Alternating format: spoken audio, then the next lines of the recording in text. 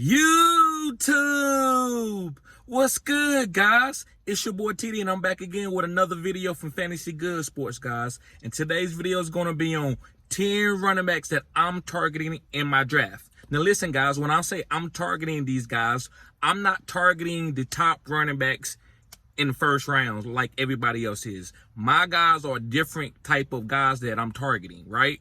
I'm just not going to take the first piece of candy that somebody has for me and say, here you go, eat this. I'm not doing that.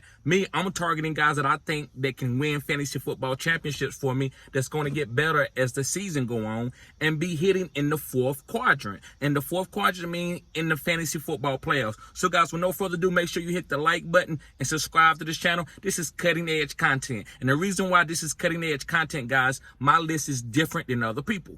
So you might not agree. Go in the comment section, guys. It's fair game. And say, TD, your list is crazy. You skipping over this guy. You're not going to take this guy. Hey, it is what it is. So, guys, I appreciate everybody being here. Let's begin with no further ado.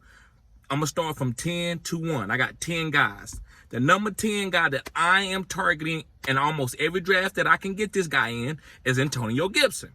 And I've been talking about Antonio Gibson all summer long and almost my whole fantasy football content creator career. I first started when this guy was a rookie going into the NFL. This guy is a straight up hybrid. You see the way San Francisco 49ers use Debo? That's how Antonio Gibson should be used even from the beginning. But you got guys like the coach from Washington, what's his name? Ron Rivera. He don't know how to use Antonio Gibson. He doesn't know how to, listen, Ron is an okay coach. He's a great defensive coordinator, but he's not a good offensive guy to get his guys out in space. The game has changed, Ron. You don't have, everybody's not a Derrick Henry. Quit using Antonio Gibson like Derrick Henry. He's not Derrick Henry. He's a hybrid. Get this guy out in space. He's 225 pounds. He can catch passes.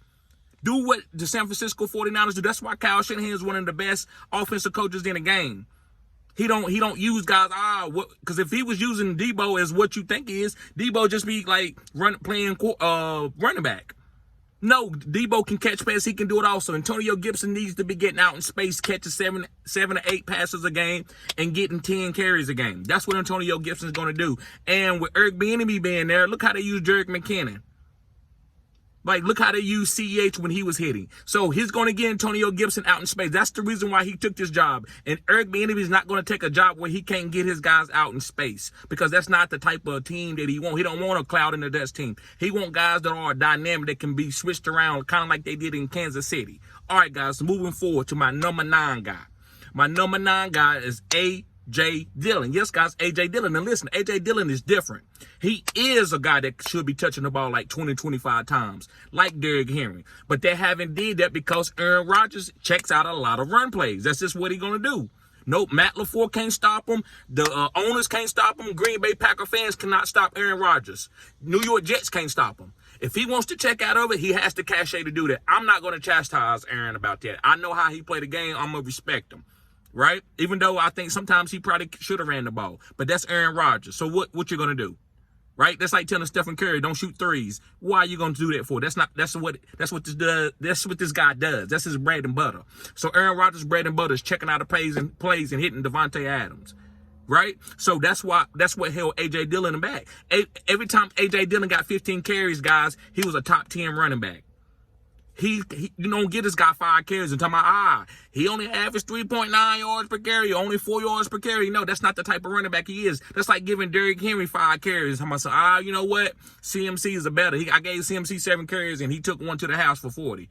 Well, listen, get Derrick Henry 20 carries. He'll take one for 70 on you, because fourth quarter, he's going to be getting better and better and better and better and better and better. And that's what A.J. Dillon is. He needs volume. He's 240 pounds, 250 pounds, and can catch the ball.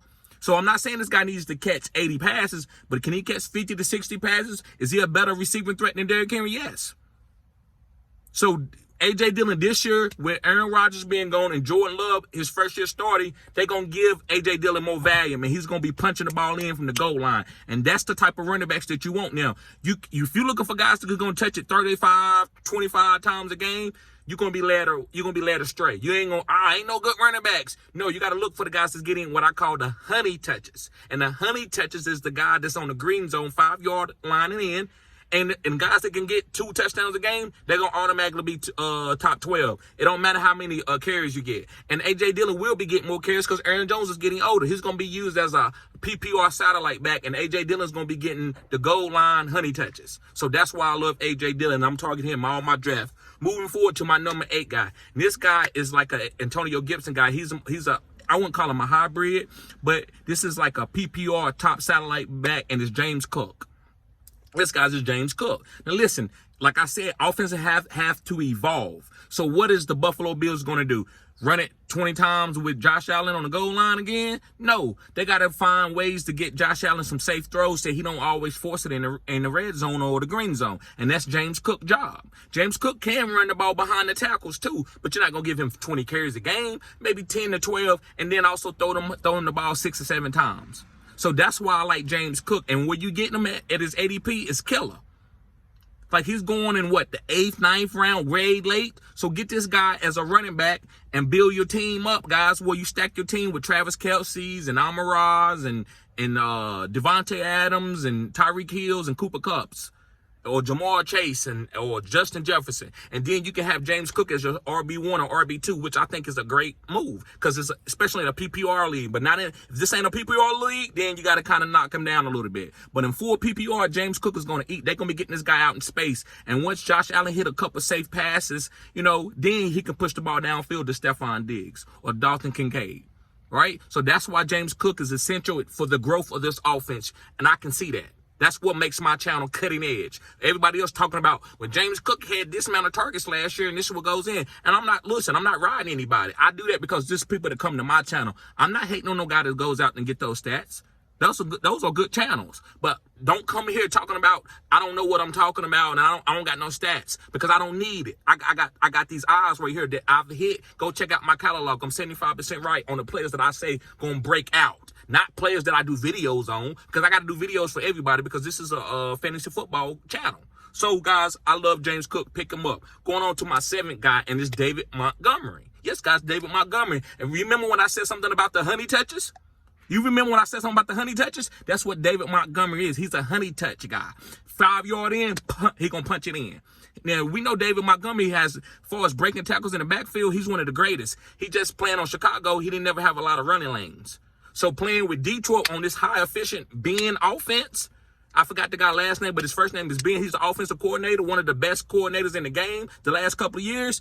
Hey, he going to be punching a lot of balls in. Amon-Ra and David Montgomery, and then you're going to have Jahmyr Gibbs also being a good PPR satellite back, but he's not on this video because I feel like he's going real early for his ADP. I'd rather get a James Cook. And that's going to do the same thing, going to be the same type of players as Jahmyr Gibbs, and maybe even a little bit better offense. Maybe the same, because Detroit's going to have a good offense this year. But so what David Montgomery can do, he can have 15 rushing touchdowns. He might not have the same amount of rushing touchdowns as Jamal Williams had, but as long as he can get for me to 10 or 15, that's good. With about 700 yards rushing, boom, you got you a top 12 running back, guy that's getting honey touches, getting them 6 points boosters. Right? They're going to be blowing some teams out this year because they're going to score a lot of points. So he's going to be falling in the end zone twice a couple games. So pick up David Montgomery. Going on to my number 6 player, guys, and it's Cam Akers. Yes, guys, Cam Akers. And the reason why I'm on Cam Akers, guys, they still got a top offensive coordinator, Sean McVay, even though this team is rebuilding. This team don't mean they're going to go and get blown out everywhere. Cooper Kupp stays healthy, Cam Akers going to eat on the green zone. So Cam Akers, guys, I think he runs hard. Sean McVay love him. I'm taking him for his ADP, and that's how I draft my running backs. I like to get people, I eat leftovers for running backs. No pun intended, pause. I eat leftovers when it comes to running backs. Now, I don't want no sloppy seconds, wide receivers or tight ends or quarterbacks. And maybe if it's a certain quarterback that I want, maybe then, like if I like chicken wings and there's some chicken wings left over, yeah, I might do that. But most of the time, guys, I'm okay with getting late tier type running backs because those guys can hit. So I like Cam Akers, guys. I think he, with the type of offensive coordinator that they have, I think he's going to have a lot of goal line honey touches, and I think he's going to catch a lot of passes, and he's going to surprise a lot of people this year, even though people are drafting him decent at his ADP. All right, guys, moving on to my 5th guy. And my 5th guy, guys, is Dameon Pierce. That's Dameon Pierce. And the reason why I like Dameon Pierce, guys, is because he showed the team last year that he's a great running back of running between the tackles. This team wasn't efficient enough. So this year, with having C.J. Stroud as a good quarterback, and have a different offensive coordinator who's going to be pushing the ball downfield, to Nico Collins and also John Mechie and Tank Dell, this team is going to be decent. There's not going to be no top-end offense or nothing, but you just need them to be decent. So Dameon Pierce, guys, is going to be getting 15 to 20 touches a game. And for this ADP, I think it's great. I'd rather have Dameon Pierce than to be getting guys, some of these upper echelon guys like Jonathan Taylor.